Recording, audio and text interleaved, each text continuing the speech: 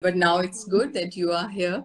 So I welcome you, Ms. Ira Singhal, ma'am, on the behalf of entire team of Nutan Prayas Manch. It's a proud moment for Nutan Prayas Manch, Jammu. Nutan Prayas Manch is a group of social activists which is working for the social causes. And in the last few years, it has performed more than 500 Nukkad Nataks to create social awareness. It has also organized national and international theatre festivals. It has supported women by giving sewing machines to make them independent, supported some of the students financially to finish their studies. Plantation drives have been a regular feature. So this is in nutshell, I just want to introduce Nutan Prayas Manch. And I am Shashi Kiran Bedi, associated with Nutan Prayas Manch. And this is really a proud moment for us that India's one of the strongest ladies, I would say, women achiever is here with us on the show. Thank you. So welcome you once again, ma'am. Thank you. जिंदगी में एक चीज तो तय है कि कुछ भी तय नहीं, पर फिर भी कुछ लोग ऐसे होते हैं जो एक बार तय कर लेते हैं ना तो बस फिर अचीव करके दम लेते हैं. So you are an example for that. हम लोग जब स्कूल से निकलते हैं तो सोचते हैं कोई अच्छा सा कॉलेज मिल जाए. कॉलेज में पहुंचते हैं तो एम करते हैं कि कोई अच्छा सा एग्जाम दे दें, है ना. और सबसे जो एक टॉप एग्जाम जो हमारे दिमाग में होता है that is UPSC civil service examination. और वो I think it's one of the top exams in the world. India का तो टॉप मोस्ट एग्जाम है ही. और लाखों बच्चे इसके लिए मेहनत करते हैं, बहुत मेहनत करते हैं. And I would ask just viewers कि आप इमेजिन करो कि आपके रिजल्ट आया and you find that you are on the top of the list. This must be an out of the world feeling, I know. So our guest, our very esteemed guest is Ms. Ira Singhal today with us, topper CSE 2014.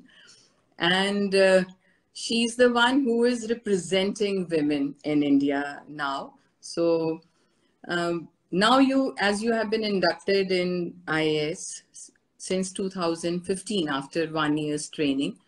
तो ma'am I would like to ask you सबसे पहले कि अब तो आपको almost 8 साल हो गए एज एन IAS. सो आपका कैसा रहा ये सफर 8 साल तक का? That's a slightly vague question. तो आप किस सेंस में पूछना चाह रहे हैं? Like, could you achieve what you wanted? Could you do few things which you wanted? So I did not come with a specific agenda कि मुझे ये चीजें करनी है. Right. मेरा एजेंडा ये था कि प्रॉब्लम्स जो दिखती हैं उन्हें सॉल्व करते जाने का. And I think that I have been able to do. तो I can honestly say कि मैं जिस भी पोस्टिंग में जहाँ पे भी रही हूँ, I have gotten the opportunity to make a difference to, resolve issues which are around me and work positively. So definitely वो emotional satisfaction तो मिलता है कि आप, contribute कर पा रहे हो. So unless आप किसी specific one agenda पे आओ, क्योंकि उसकी opportunity आपको मिल पाए in your career span वो जरूरी नहीं होता. But definitely अगर आपका एजेंडा सिर्फ काम करके कुछ पॉजिटिव क्रिएट करना है तो वो डेफिनेटली मिलता है. And I can honestly say I have gotten the opportunity to do that. Right. क्यों? और जब जैसे आप एज एन IAS आए, उससे पहले कुछ काम आप सोचते हैं कि अगर ये डिपार्टमेंट मुझे मिले तो I would definitely improve on fair. तो आई एम श्योर कि आपको जिस भी एरिया में काम करने का मौका मिला होगा आपने जरूर इम्प्रूवमेंट लाई होगी. और IAS में पहुंचने से पहले भी आपने 3 बार IAS क्वालिफाई किया. वो कहते हैं ना कि जिंदगी एक युद्ध है और इसे हमें युद्ध करके ही जीतना पड़ता है. और आपने तो ये लड़ाई लड़ी भी IRS की अपॉइंटमेंट्स के टाइम 3 साल तक. सो आपकी उस लड़ाई से बहुत से लोगों को फायदा हुआ होगा मेरे ख्याल में. ऐसा कुछ था? मुझे नहीं. I think that did become a precedent for other people to follow. But policy level change, to be honest, तब आया जब मैंने IAS में IAS क्लियर किया, क्योंकि तब वो इशू रेज हुआ इस लेवल पे कि ऐसा हो रहा है. So उसके बाद there were a lot more posts that were identified for people with disabilities, and लाखों लोगों को और जॉब मिलने की सिचुएशन क्रिएट हुई. So वो लड़ाई तो नहीं, बट उस लड़ाई का जो फाइनल रिजल्ट आया एंड उसके बाद का जो एडेड स्टेप था, उससे डेफिनेटली ये चीज हुई. So that means that became stepping stone for many.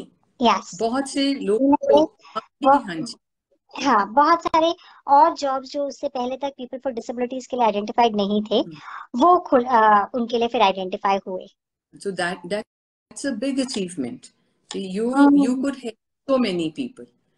I don't know, indirect help क्योंकि करा तो किसी और ने नोटिस किया एंड डिपार्टमेंट ने नोटिस किया and they worked on that. So I am very grateful कि एटलीस्ट वो सोच आई, you know, if nothing else. मेरी जो पूरी स्ट्रगल रही उसमें वो सोच किसी को देके गई कि ये चीज हो रही है and we need to work on that. So I think present conditions में सबसे ज्यादा जरूरत हमें सोच बदलने की है.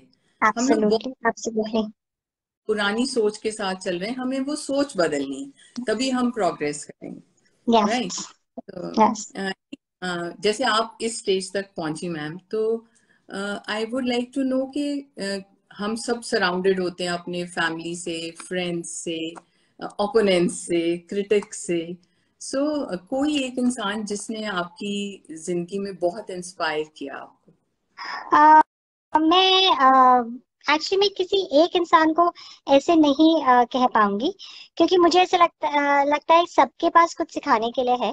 तो मैं अपनी लाइफ में सबसे कुछ सीखती हूँ, चाहे वो एक छोटा बच्चा हो, चाहे 90 ईयर ओल्ड हो.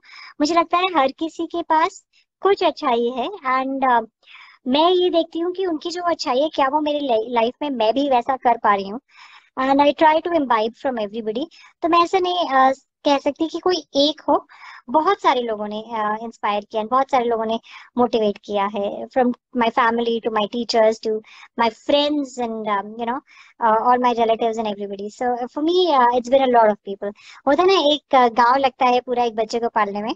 ये आई थिंक वो वाली सिचुएशन हम जरूर कह सकते हैं ये है. So that reflects a highly generous personality in Miss Ira Singhal. So that's a great thing. और इसके साथ ही, जैसे मैंने एक इंटरव्यू में आपके मामा को कहते सुना कि हमें इरा की कभी कोई कंप्लेंट नहीं आई और हमें इरा से कोई कंप्लेंट नहीं हुई. और जब मैं आज प्रेजेंट कॉन्टेक्स्ट में देखती हूँ तो बच्चों को अपने पेरेंट्स से कंप्लेंट है और पेरेंट्स बच्चों के अगेंस्ट कंप्लेंट कर रहे होते हैं. आप इसमें कुछ सजेस्ट कर सकती हैं पेरेंट्स और बच्चों को? आई थिंक सबसे बड़ी बात यह है कि हम अपनी एक्सपेक्टेशंस अपने बच्चों पे बहुत ज्यादा डालते हैं, एंड वो बच्चे को एक इंडिविजुअल की जगह हम अपना एक्सटेंशन और अपना फेलियर्स एंड सक्सेसेस को पाने का एक पैरामीटर की तरह देखने लगते हैं. एंड सबसे बड़ी दिक्कत वही होती है. If we accept our children for who they are and we kind of let them grow from that and we guide them instead of forcing them down certain roads. बच्चों को डिसीजन मेकिंग भी हमें allow करनी चाहिए, while telling them कि उनके decisions के क्या इम्पैक्ट हो सकते हैं. आई थिंक वो सबसे बड़ी कॉन्फ्लिक्ट का एरिया बनता है, क्योंकि हम बच्चों के ऊपर अपने डिसीजंस थोपते हैं rather than allowing them to make decisions while telling them कि तुम्हारे consequences ये होंगे. So that's one thing that was done in my particular family. मुझे हमेशा चॉइस अपने लेवल पे करने अलाउ हुई, बस मुझे कॉन्सिक्वेंसेस जरूर समझाए गए कि इस चीज से ये हो सकता है, एंड लॉन्ग टर्म में इस चीज को ऐसे ऐसे सोचना होगा, then you make your choices. Plus शायद मुझे कभी किसी चीज के लिए ज्यादा रोका नहीं गया, तो कभी ज्यादा प्रोटेस्ट भी नहीं करना पड़ा, है ना.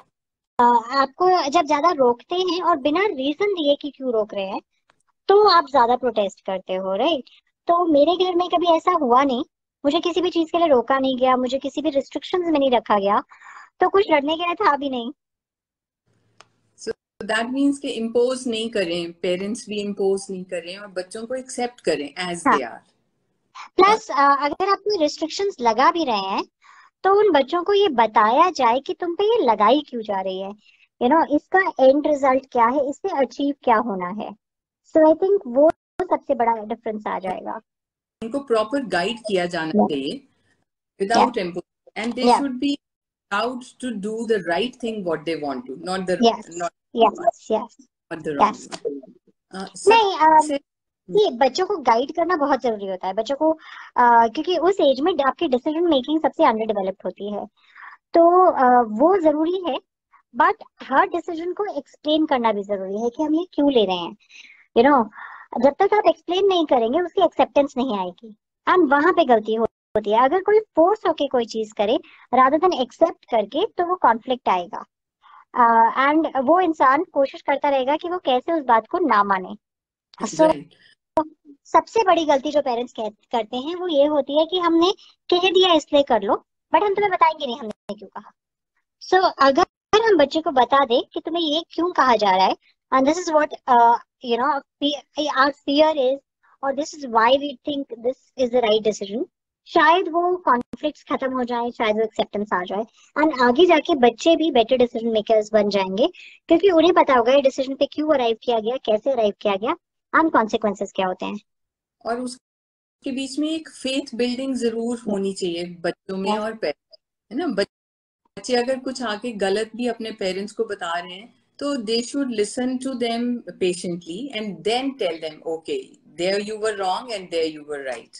यस यू नो वो कोर्स करेक्शन का मौका ही नहीं मिलता है बिकॉज ज्यादा से ज्यादा पेरेंट्स इमिडिएटली रिएक्ट करके अपने इमोशंस में उस बच्चे को दबा देते हैं या बच्चे को वो अगली बार वो बच्चा आके आपको बताएगा नहीं इसीलिए सो फेथ अगर है तो then the child will listen to your explanation. Absolutely yes. Success हमें मिलती है हमेशा जब हम मेहनत करते हैं और एंड आई वुड से कि सक्सेस की एक क्वालिटी है कि वो मेहनत करने वाले पे फिदा हो जाती है, ठीक है। बट इस सक्सेस के पीछे हमेशा हमारी कुछ पर्सनल क्वालिटीज होती हैं। So I would like to know that quality of miss Ira सिंगर which led her to success. I think मैं ऐसे तो नहीं बोलूंगी कि कोई ऐसी स्पेशल क्वालिटीज होती हैं बिकॉज हर कोई हर फील्ड में अपने अगर उतनी मेहनत करे तो सक्सेसफुल हो जाएगा पहली चीज but the things that I do is mainly I self evaluate very honestly मैं अपना इवैल्यूएशन बहुत ऑनेस्टली करती हूँ बहुत वो क्रिटिकल इवैल्यूएशन जो होता है वो सबसे पहला मेरा खुद पे ही लगता है दूसरी चीज मैं उस वजह से मुझे दुनिया भी क्लियर दिखती है मुझे लोग भी क्लियर दिखते हैं और मुझे किसने क्या किया और क्या एक्शंस हैं किसका क्या मोटिवेशन है वो भी क्लियर दिखता है दूसरा चीज I think I don't run after things मतलब उसी से निकलता है कि I'm वेरी ए में मेहनत कर लेती हूँ किसी चीज पे I am generally a responsible person mostly दिक्कत ये होती है कि हम टारगेट तो बना लेते हैं बट उसकी तरफ रिस्पॉन्सिबल नहीं होते So that's something that I do follow is that I am responsible towards the targets that I've set for myself. ऐसा नहीं है मैं procrastinate नहीं करती शायद मैं one of the top procrastinators in the world होंगी but at the end of the day I will pull that off. I will make do that thing. I will make sure I'm fulfilling the commitment that I have made. So अपनी बात का पक्का होना चाहे वो तुम्हारी खुद के लिए हो क्योंकि अगर तुमने कोई टारगेट रखा है तो तुमने अपने आप के लिए वो बात रखी है ना तो एक वो चीज और दूसरा अपनी कैपेबिलिटीज को और अपने फ्लॉज को क्लियरली खुद देख पाना आई थिंक अगर हम सब ये दो चीजें कर पाए then there are very few people who will be unhappy and who wouldn't have achieved some kind of success. So that means hard work and focused hard work. So that is one quality which leads every aspirant to achieve the goal. And that is why you are here and we are feeling proud talking to you. So एक और चीज जैसे I can see you are so calm, composed and a happy person. And I have a feeling if we are happy, then our performance, our productivity and efficiency, though that increases by 25 to 50%, even if not more, it can be more also. So I also feel that happiness is one thing which should be there in an individual, and then the person works with full enthusiasm. So what keeps you maintain that peace of mind and happiness? No, I wouldn't say everybody is constantly happy, but the point is, I think your end goal should be happiness. हमारा end goal कुछ और होता है आपने जो कहा उसके हिसाब से happiness is the starting point. Actually नहीं, happiness is the end point. आपको अचीव भी वो करना है, बिकॉज लाइफ में बहुत चीजें होंगी जो आपको अनहैप्पी करेंगी।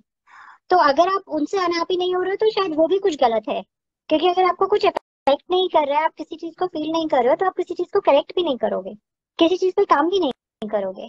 तो मैं ये नहीं मानती, मेरे हिसाब से आपका एंड गोल हैप्पीनेस होना चाहिए। That's where you should be going, so you should be trying to be a person who is truly happy with themselves.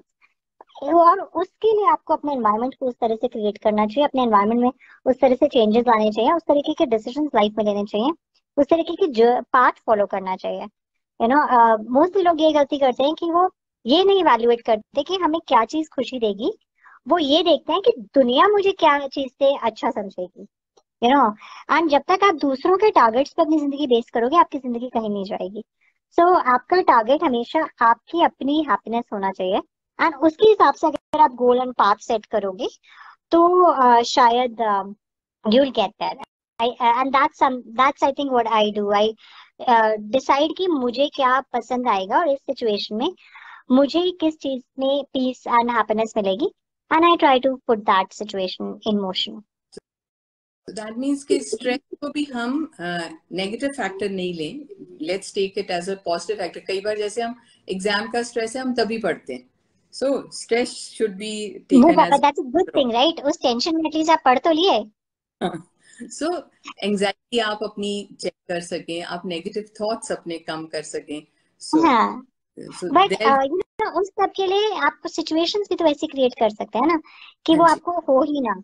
आपको एग्जाम का स्ट्रेस इसलिए तो है क्योंकि आप आज तक पढ़े नहीं, तो पढ़ लेते हैं यार। सो राइट, सो मतलब that's the problem that we all have, कि हम अपने लिए डेलिबरेट सिचुएशंस क्रिएट करते हैं जिसमें हम अनहैप्पी एंड हम लोग स्ट्रेस्ड आउट हों। so we have to create the surroundings like that, and you have to put an effort for that, right? And अपने I would एक्शंस like इस तरह से। हाँ जी हाँ. So all our viewers know that you are a voracious reader. So I could see in an interview your room has a big almirah with so many books and all. And right in front of me. yeah, okay. So any special books you would recommend to the IS aspirants or to the people for good personality development? I only read fiction.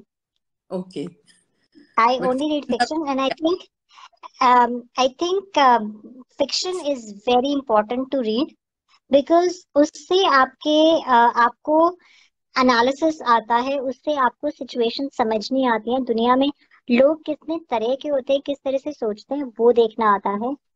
Life में problems क्या होती हैं, life में कैसे उनको handle करना है, वो सब आता है। हम ईक्यू की जो इम्पोर्टेंस है ना, एज अ सोसाइटी, वो अभी तक एक्सेप्ट नहीं कर पाए हैं। But really what books do is increase your EQ. आप अगर आईक्यू वाली बुक्स पढ़ेंगे कॉन्स्टेंटली तो आपकी सक्सेस उतनी ही होगी। हर कोई साइंटिस्ट बन के लैब में काम नहीं कर पाएगा ना।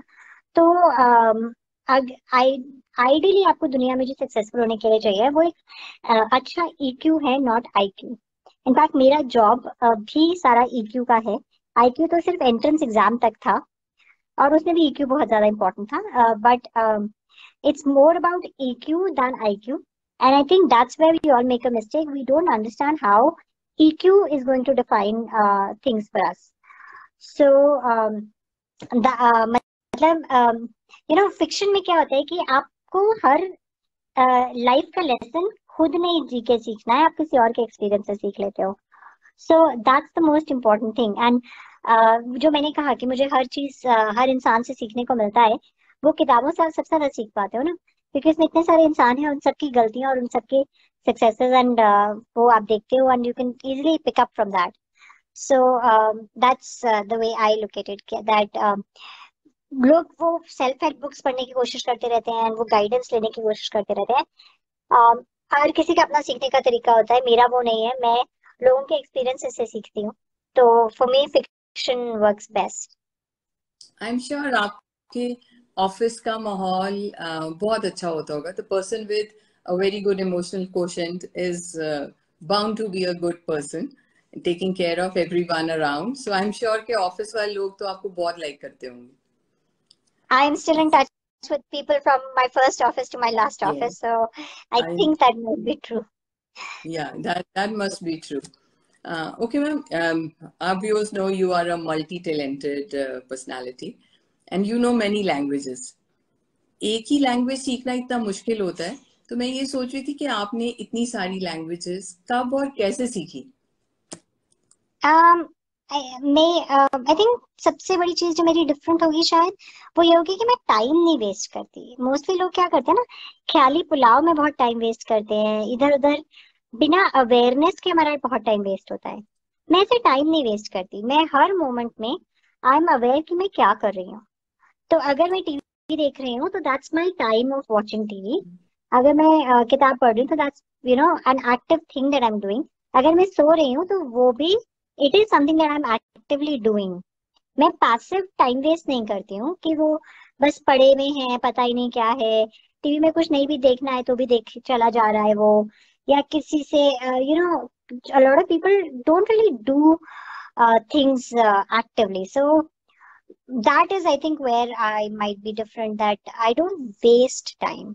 मैं हर मोमेंट में अगर कुछ कर रही हूँ then I am aware कि मैं वो कुछ कर रही हूँ।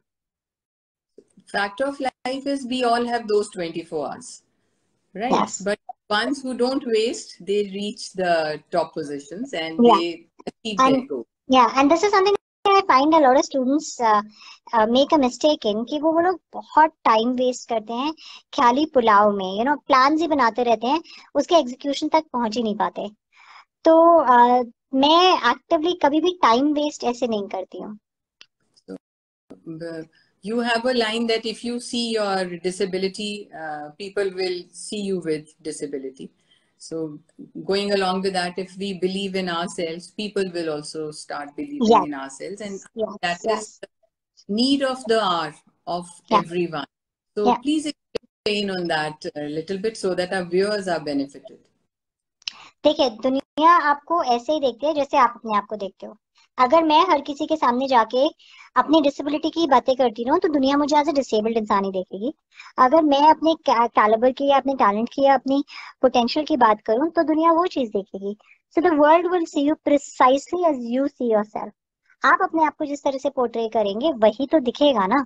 तो अगर आप अपने आप को कमजोर, बेसहारा, इनकेपेबल पोर्ट्रे करेंगे तो वही दिखेगा। एंड आपको कोई अपॉर्चुनिटी भी उस बेसिस पे देता है जो आप मांग रहे हैं। तो अगर आप अपॉर्चुनिटी मांगेंगे ही नहीं तो आपको मिलेगी भी नहीं। तो that's the thing that I mean to say with this, that दुनिया सिर्फ वही देख पाएगी अगर आप अपने आप को जो भी आप दिखाएंगे ना वही दिखेगा। तो आप अपने आप को टैलेंटेड दिखाएंगे तो आप टैलेंटेड हो जाएंगे, आप अपने आप को केपेबल दिखाएंगे केपेबल हो जाएंगे, और आप अपने आप को डिसेबल्ड एंड बेचारा दिखाएंगे तो आप बेचारा बन जाएंगे। So it's about I how don't think you see yourself. Please. I don't think scoliosis could ever prove a limiting factor for your career. No, it could be because it comes with a lot of other health issues. It's because it affects all your internal organs, it affects your muscles, it affects your growth, it affects a lot of things. तो ऐसा नहीं है, but आप उसको लेके बैठे रहोगे और उसी के बारे में सोचते रहोगे तो फिर वही आपकी लाइफ का फोकस बन जाएगा। सी इट्स लाइक आपके पास दो चीजें हैं, एक में आप 50 पे हो, एक में आप 10 पे हो। तो अगर आप पूरी जिंदगी, आपके पास 40 मेहनत का पैरामीटर है, पूरी जिंदगी उस 10 पे मेहनत करते रहोगे तो 50 तक ही पहुंचोगे ना। बट अगर जिस पे 50 पे हो उस पे वो 40 की मेहनत कर दोगे तो 90 पहुंच जाओगे। इट्स द सेम थिंग कि आप जिस चीज पे अपनी लाइफ लगाओगे आप वही दिखाओगे। तो आप जो 10 पे है उस चीज पे अगर मेहनत कर रहे हो तो दुनिया वही देख रही है कि आप क्या मेहनत कर रहे हो, और उस पे फिर दुनिया आपको वो 10, 20, 30, 50 पे जज करेगी ना। बट जिस चीज पे आप 50 पे थे उस पे अगर आप मेहनत कर रहे हो तो वो दुनिया वो देख रही है, और उस पे फिर आप राइज करके दुनिया को 60, 70, 80, 90 दिखोगे। And that's the logic and that actually works in all of us. और कोई मैम अपना ऐसा आप rewarding moment during your IS job or otherwise if you want to share with us I and think the ऐसे बहुत सारे moments होते हैं जहाँ पे you feel happy that you you know did good work. कई बार आपको रैंडमली लोग मिल जाते हैं जो बताएंगे कि आपने उनके लिए कुछ ऐसा किया और आपको पता भी नहीं है कि आपने कुछ किया, या आपकी कोई ऐसे पिक आउट करके किसी की हेल्प करने की इंटेंशन नहीं थी, आप तो जस्ट अपना रेगुलर काम कर रहे थे। तो I think those are the most rewarding moments when people come back and tell you that it's not your deliberate actions, it's your everyday routine actions when they make a difference to someone. So I think those can be very very rewarding, कि किसी का बहुत लंबा pending काम था, आपने फटाफट कर दिया, या कुछ ऐसे बहुत मोमेंट्स आते हैं जहाँ लोग आपको आके बताते हैं। जिंदगी में इससे ज्यादा फुलफिलिंग और कुछ भी नहीं होता when somebody comes to you and tells you कि ये काम आपने मेरे लिए किया और हो गया ना, knowingly unknowingly you could help somebody. So I think Yes. that biggest achievement, हम लोग जैसे बोलते हैं ना नेकी वाला काम, तो इससे बड़ा हाँ. नेकी काम नहीं है कि हम दूसरों की हेल्प कर सकते। तो Yes, I truly believe so. any exemplary thing, anything which you vividly remember that yes this was wonderful? ऐसे बहुत सारी चीजें हैं, तो सिंगल आउट करना थोड़ा मुश्किल होगा। Okay. So now, anything you plan for another 10 years, that where would you like to be or what you would like to do for Indian country? Actually the good thing about my job is कि आपको ऐसे plan करने की जरूरत नहीं है।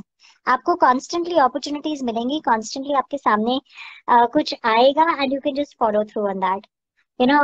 Mostly लोगों को प्लान करना पड़ता है, मोस्टली लोगों को देखना पड़ता मतलब that is the whole reason of being an IAS, कि आपको कुछ प्लान करने की जरूरत नहीं है। अपने आप आपको जो लाइफ अपॉर्चुनिटी देगी आप उसको बस कैश करते जाइए, उस पर काम करते जाइए, that should be enough. And I think that's the main goal that I have, that जो भी रोल्स मिले, जो भी चांसेस मिले, उसमें कुछ ऐसा कर सको कि लार्जर लेवल पे इम्पैक्ट हो।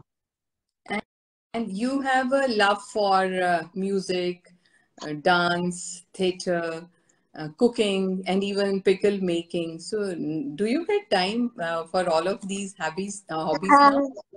Not all of them, but once in a while कोई कोई करने को मिल जाती है। सो सी हॉबीज का तो पर्पस ये होता है ना कि जब आपके पास थोड़ा सा मोमेंट रिलैक्स करने का है तो आप कुछ कर लीजिए। सो या आई डू, सब तो नहीं एक साथ एंड रूटीन में, but once in a while तो जरूर टाइम मिलता है।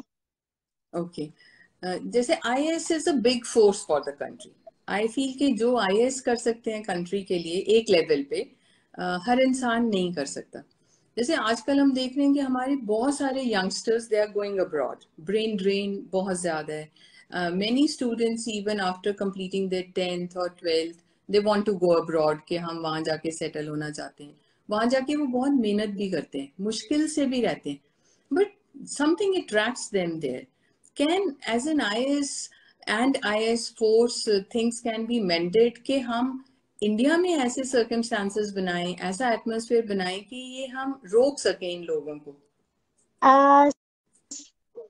So much as I would like for that not to be happening, but there are a lot of factors which are not in our control. Pehla, the kind of salaries that they get there, they would not get in India. That is the main A lot of, attraction. yeah, a lot of people see when population कम होती है ना तो values ज्यादा होती है इंसान की। हमारे यहाँ भीड़ में सिंगल आउट हो पाना थोड़ा मुश्किल हो जाता है।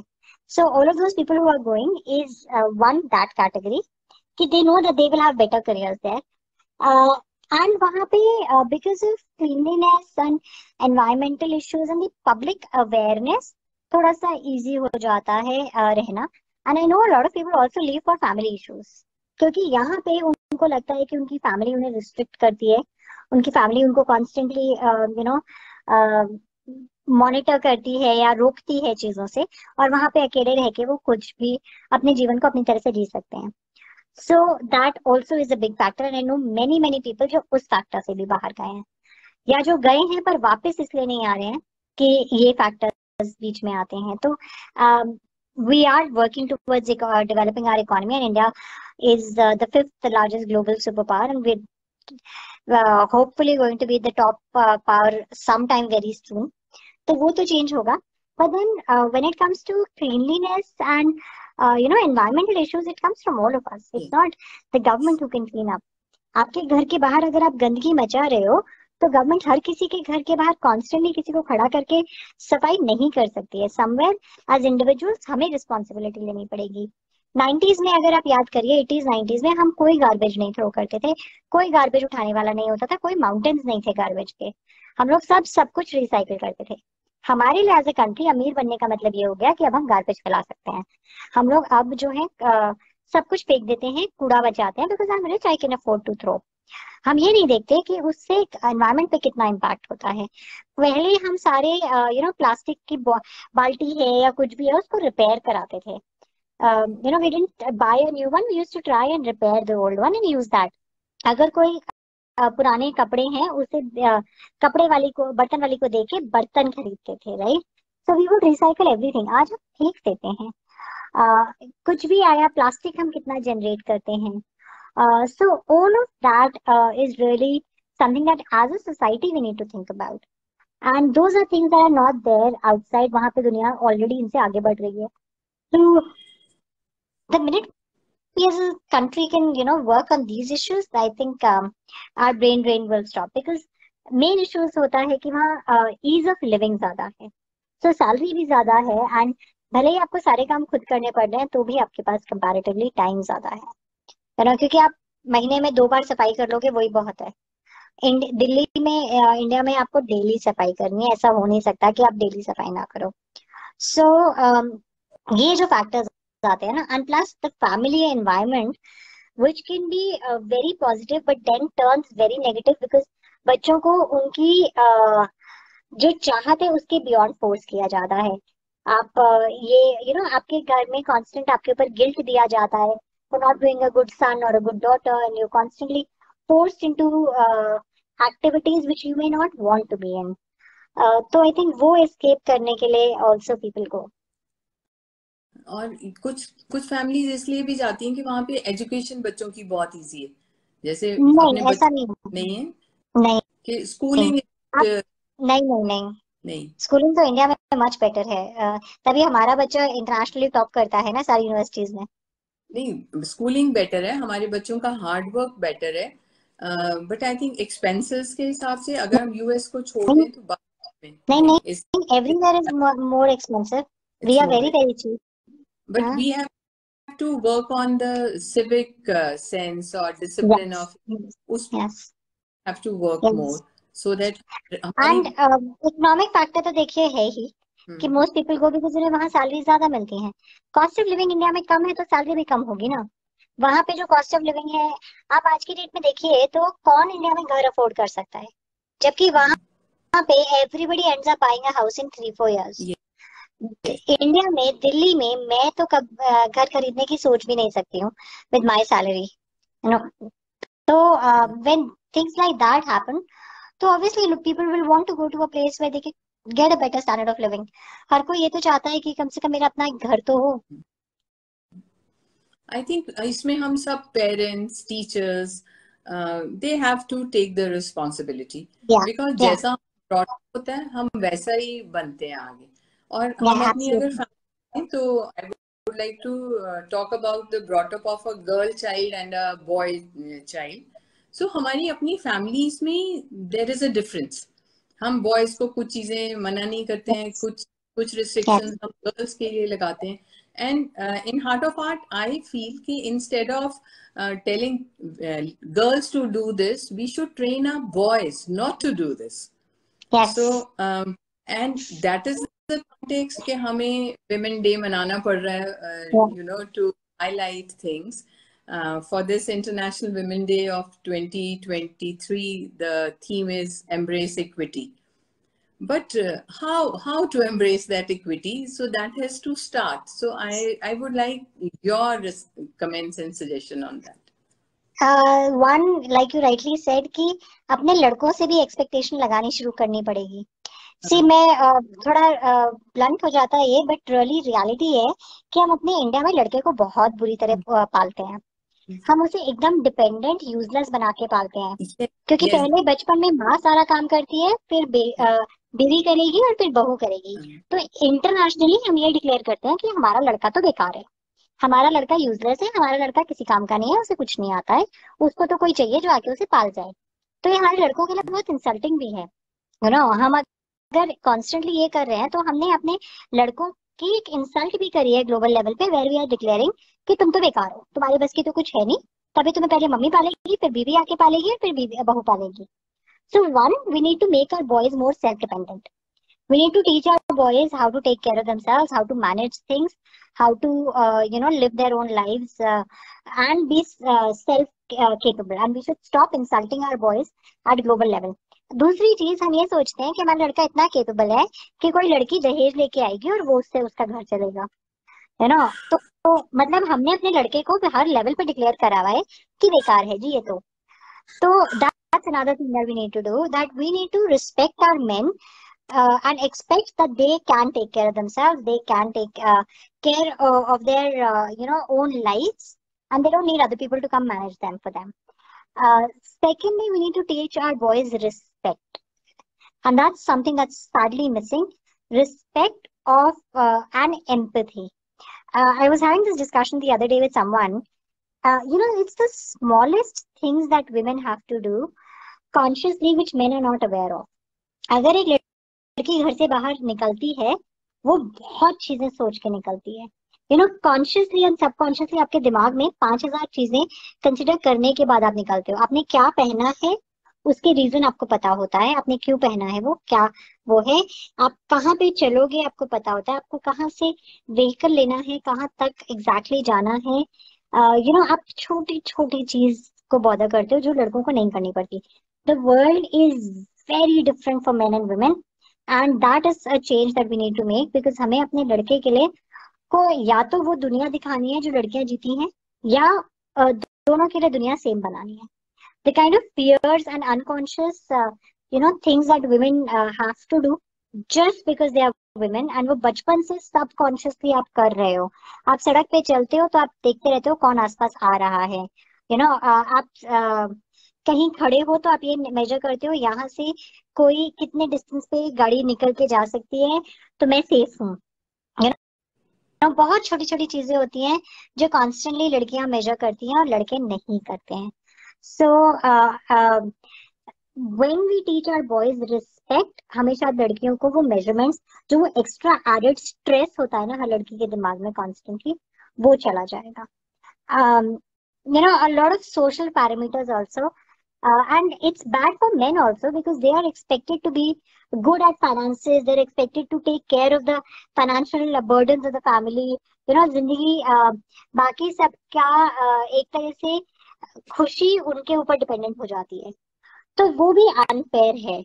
men then don't get to live their lives by their own choices also, because उनके ऊपर वो एक्स्ट्रा बर्डन है कि तुमको पैसा तो कमाना ही पड़ेगा, तो तुमको अपनी चॉइसेस, अपने इंटरेस्ट, अपनी डिजायर्स को पीछे रखो, पहले पैसा कमाओ।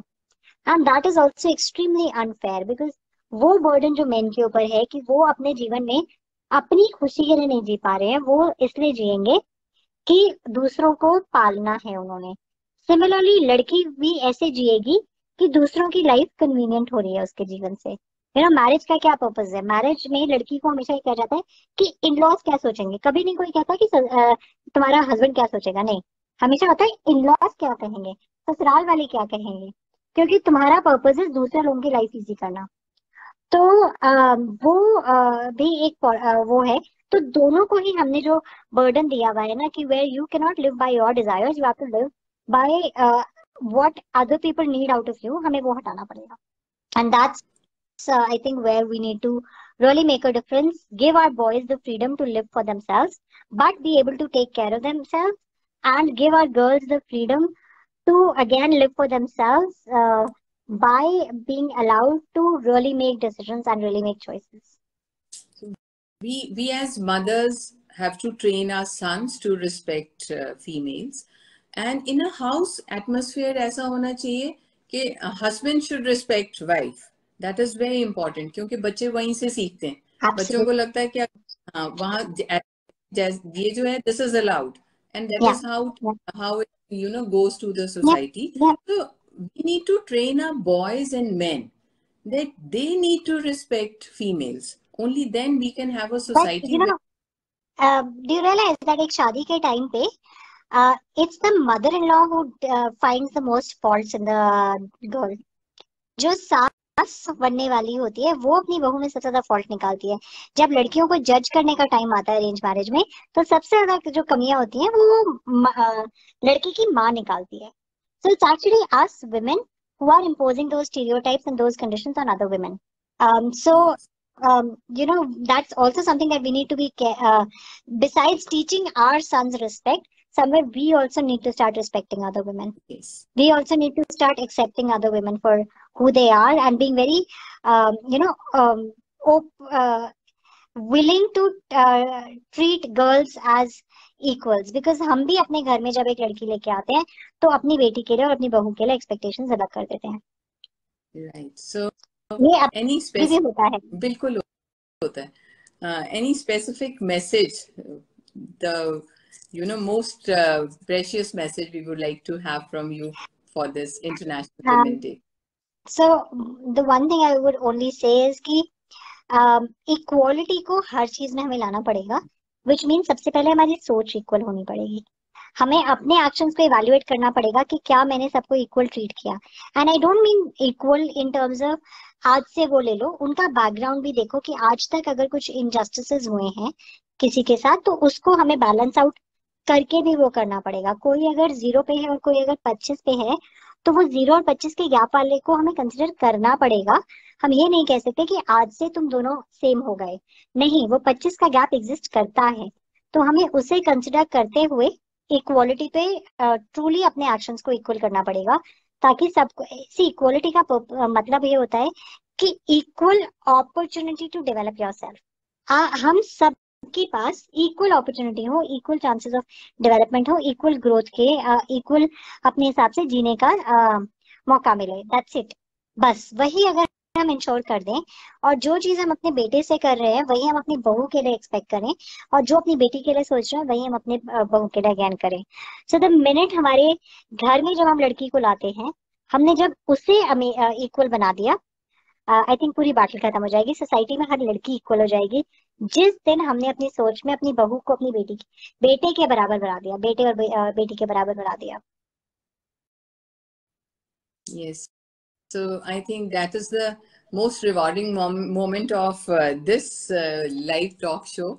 Ma'am, it was really, really great talking to you, and I feel I am very fortunate to have got a chance to interact with you. I would like to just like to share one couplet that अपने कर्तव्यों संग भर रही उड़ान, अपने कर्तव्यों संग भर रही उड़ान, ना कोई शिकायत ना कोई थकान, जीतने को है बाकी आसमान, यही है इरा सिंगल की पहचान. So I'm really impressed by you.